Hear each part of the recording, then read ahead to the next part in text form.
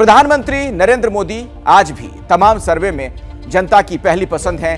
विपक्ष का कोई भी नेता दूर दूर तक उनकी छवि और लोकप्रियता के पास नहीं पहुंच पा रहा। फिर भी लोकतंत्र में विपक्ष सरकार को हटाने और अपनी सरकार बनाने की कोशिश करता है। 2024 के लिए विपक्षी सुगबुगाहट तेज हो गई है, लेकिन पीएम का चेहरा कौन होगा, इस पर मुंडे मुंडे मते भिन्ना है। आप देखिए हमारी एक्सक्लूसिव रिपोर्ट।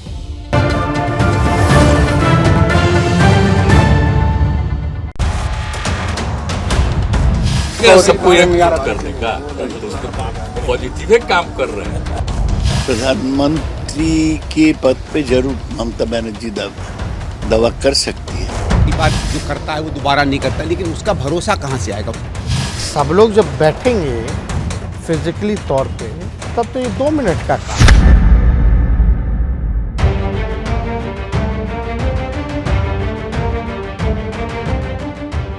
लोकसभा चुनाव में 2 साल भी नहीं बचे हैं, लेकिन विपक्ष के पास कोई चेहरा नहीं है और चेहरे पर पूछिए तो जवाब आता है कि 2 मिनट में तय कर लेंगे।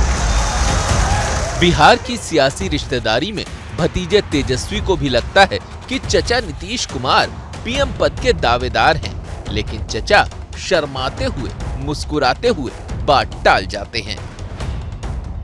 हम हाथ जोड़कर वो सब मेरे मन में कोई बात नहीं। वो कहता रहे, हमारे नजदीक भी कह देता, हम प्रणाम करते, छोड़ो ना भाई साहब। हमारा काम है सबका काम करना और हम कोशिश करेंगे कि सभी दल मिल करके एक साथ चलें। अगर जेडीयू और आरजेडी के दम पर ही विपक्ष की तरफ से प्रधानमंत्री बनना होता तो नीतीश कुमार प्रधानमंत्री बन जाते और तेजस्वी यादव बिहार के मुख्यमंत्री। लेकिन पटना से दिल्ली बहुत दूर है। नीतीश कुमार भले नाना कर रहे हों, लेकिन उनकी पार्टी तो खुलकर अपने नेता को दिल्ली का सबसे बड़ा दावेदार समझ रही है। सुनिए नीतीश के दुश्मन से दोस्त बने उपेंद्र कुशवाहा क्या कह रहे हैं। कहीं से अगर चर्चा हो रही है नीतीश कुमार जी के नाम की प्रधानमंत्री पद को लेकर के, तो मुझको नहीं लगता है कि इसमें कोई बुराई है। नीतीश कुमार जी का कद तो आज देश में इतना बड़ा हो ही चुका है, हर तरह से उनके अंदर योग्यता है। नीतीश कुमार का कद बड़ा है, लेकिन साख नहीं। उनकी साख ऐसी बन चुकी है जो कभी इस सियासी शाख पर बैठा है तो कभी उस सियासी शाख पर। लेकिन उनकी दावेदारी पर कांग्रेस के नेता संदीप दीक्षित बड़ा प्रश्नवाचक चिन्ह लगा रहे हैं। समझ लीजिए प्रधानमंत्री बन जाते हैं, मेरे को क्या गारंटी है कि हमारे 140 तोड़ के ये 180 से मिलकर सरकार बना ले? ये ठीक है कि आदमी कई बार जो करता है वो दोबारा नहीं करता, लेकिन उसका भरोसा कहाँ से आएगा? उसका भरोसा तब आएगा जब इनमें सही में क्षमता हो तमाम पार्टियों को मिलजुल के एक करने की। संदीप दीक्षित की चिंता को इस तरह समझिए कि 7 साल पहले जब बीजेपी को छोड़कर नीतीश आरजेडी के साथ गए थे तो बीजेपी के बारे में क्या कहा था। स्थिति में लौट कर जाने का प्रश्न नहीं पैदा होता। हम रहें या मिट्टी में मिल जाए, रहें या मिट्टी में मिल जाए, आप लोगों के साथ अब कोई समझौता भविष्य में नहीं होगा, असंभव। लेकिन सत्ता मिली तो बीजेपी के साथ चले गए। अब 5 साल बाद बीजेपी छोड़कर निकले हैं तो विपक्षी एकता की धूनी रमा रहे हैं।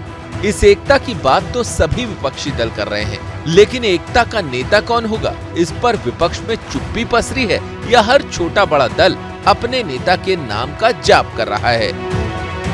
बंगाल वाली टीएमसी कह रही है कि नीतीश बाबू विपक्षी खेमे में आए, इसका स्वागत है, लेकिन पीएम की पोस्ट अजीत दीदी है ना। पहले जरूरी है कि विपक्ष के लोग, बीजेपी विरोधी लोग एक साथ हो जाए, फिर देखा जाएगा क्या होता।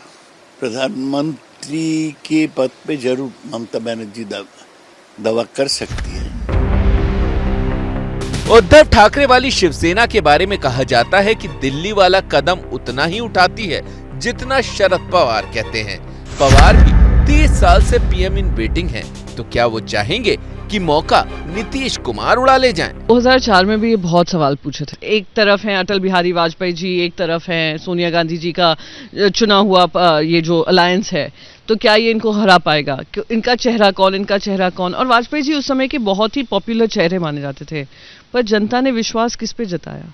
मुद्दों पे। चाहे समाजवादी पार्टी हो या आम आदमी पार्टी, सबको लगता है कि नीतीश कुमार ने बीजेपी को छोड़कर विपक्ष के हौसले को बढ़ाया है। लेकिन हौसला बढ़ाने तक ठीक है, पीएम पद के लिए रेस जरा टाइट है।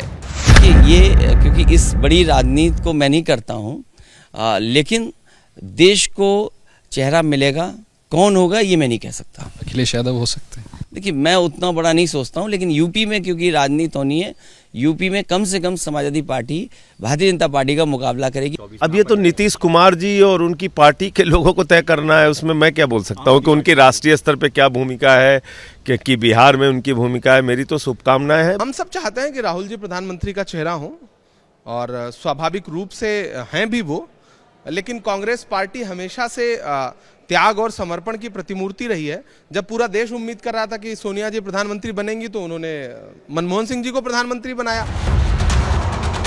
विपक्षी नेताओं ने 2024 के लिए पोजीशनिंग शुरू कर दी है।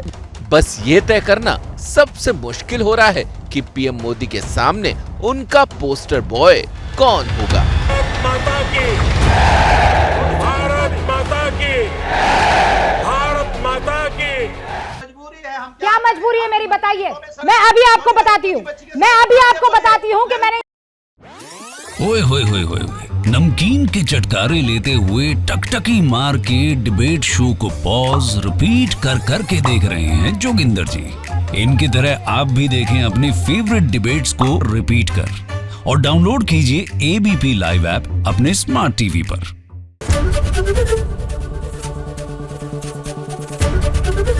एबीपी न्यूज आपको रखे आगे।